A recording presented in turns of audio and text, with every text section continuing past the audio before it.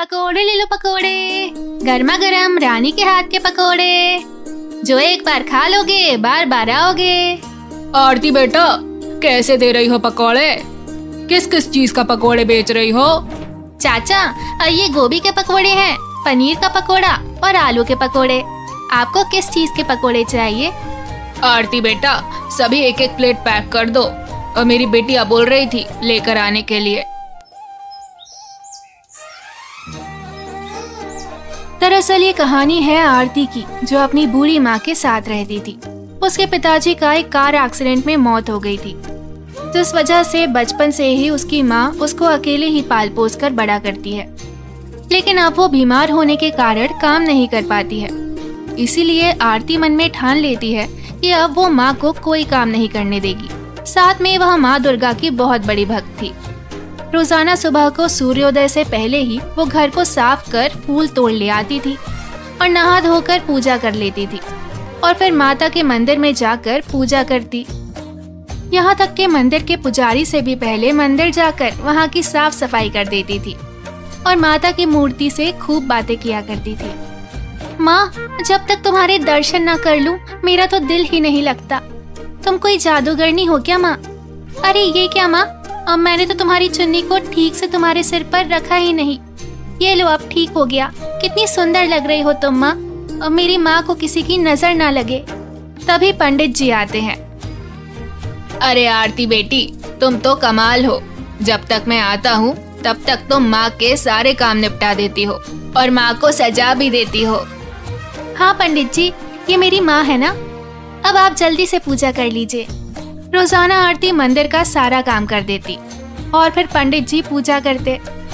सारा काम निपटा कर आरती मंदिर के बाहर ही अपनी छोटी सी दुकान में पकोड़े बनाकर बेचती। उसके पकोड़े बहुत स्वादिष्ट होते थे, इसीलिए लोग दूर दूर से पकोड़े खाने आते थे। ये सब देखकर बगल के दुकान वाला किशोर आरती से बहुत चिढ़ता था, क्योंकि वहीं पर पास में वह भी पकोड़ा बेचता था। लेकिन उसका पकोड़ा खाने कम ही लोग जाते थे। गांव का एक व्यक्ति बोलता है, किशोर, ओ भाई किशोर, एक प्लेट पकोड़ा दे दे।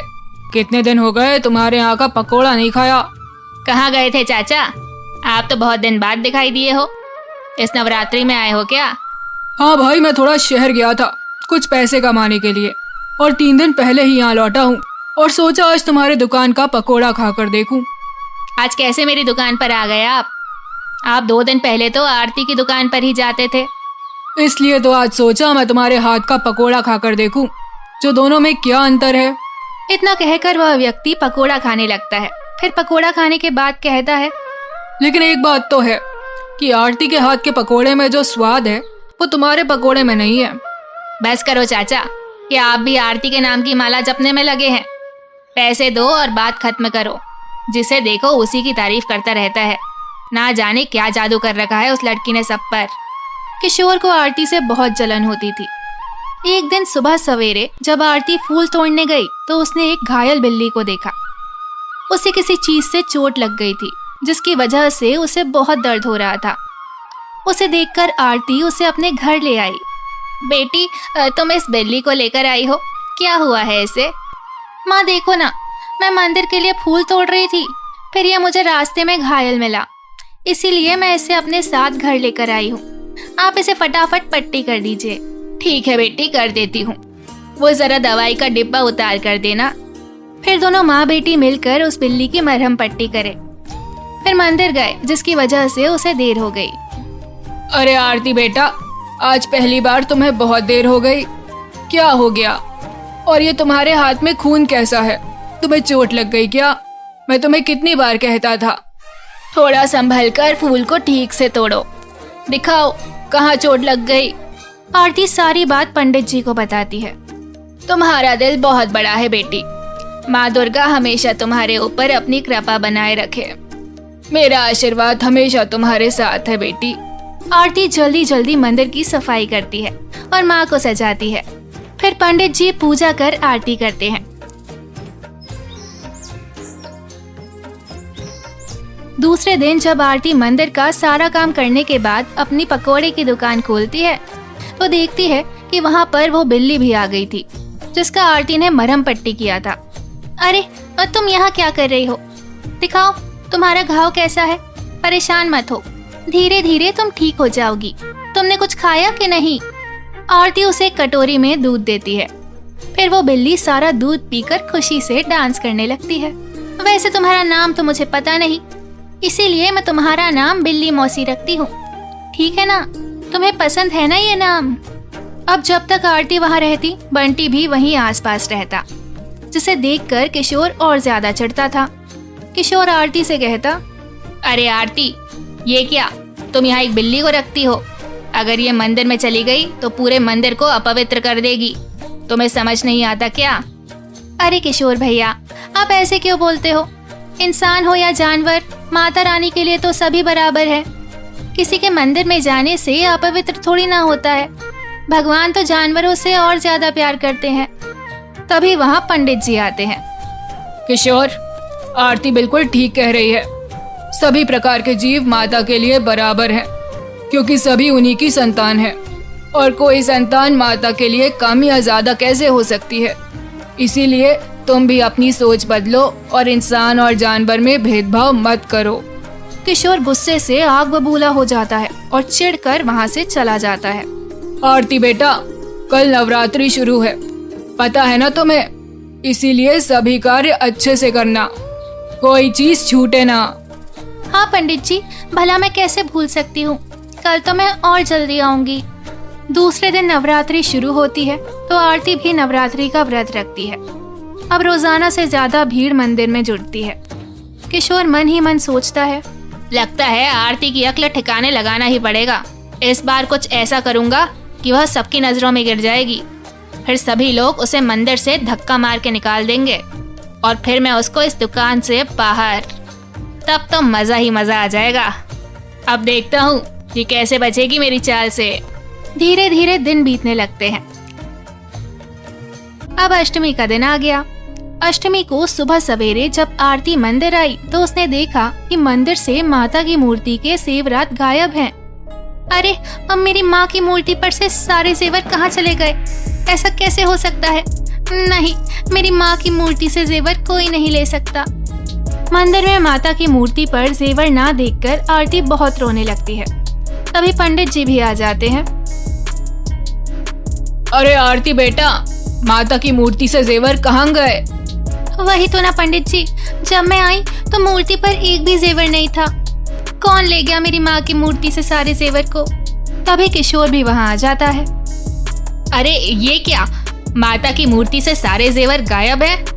ऐसे कौन चुरा सकता है माता की मूर्ति से जेवर को? माता के सारे जेवर सोने के हैं। जिसे इस बात की जानकारी होगी उसी ने चुराए होंगे। किशोर घड़ियाली आंसू रोने लगता है। मुझे तो लगता है ये आरती के ही काम है। रोजाना सबसे पहले मंदिर वही आती है।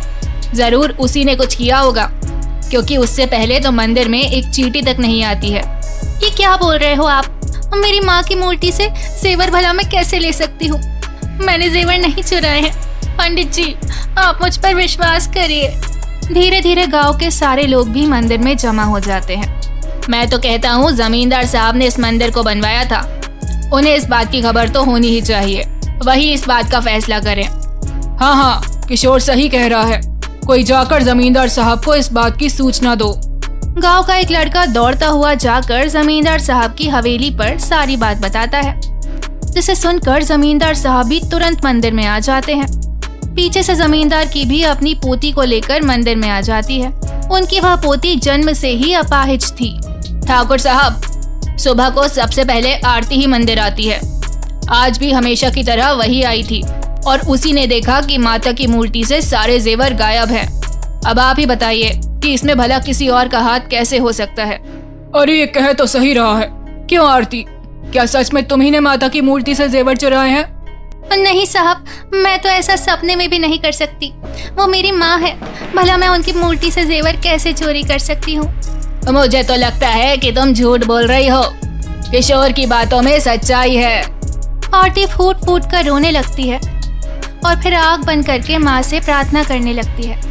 माँ, ये मुझ पर कैसे इल्जाम लगा रहे हैं? तुम्हें तो पता है ना माँ कि मैं निर्दोष हूँ, पर मैं इन लोगों को कैसे साबित करूँ कि मैं आपके जेवर नहीं चोरी की हूँ? तभी बिल्ली गुर्राते हुए वहां आ जाती है और जमींदार की धोती को अपने दांत में दबाकर खींचने लगती है। जमींदार उसके साथ जाता है तो बिल्ली उन्हें मंदिर के पीछे ले जाती है और एक जगह पर रुककर नीचे झुककर बोलने लगती है। तब वहां पर खुदाई करवाई जाती है तो देखती है कि माता की मूर्ति का सारा जेवर वहां पर था। इसके बाद बिल्ली किशोर की तरफ देखकर बोलने लगती है। तब सबको समझ में आ जाता है कि चोर कोई और नहीं बल्कि किशोर है। अच्छा, तो तुम उस बेचारी लड़की को बदनाम करना चाहते हो? तुम्हें तो मैं बाद में सजा दूंगा, पहले आरती से माफी मांग लो। माता की मूर्ति का सारा जेवर वापस मंदिर में ले जाया जाता है और फिर जमींदार साहब आरती से माफी मांगते हैं। मुझे माफ कर दो बेटी, मैंने तुम पर बिना सोचे समझे गलत इल्जाम लगाया। तुम तो माता की सच्ची भक्त हो।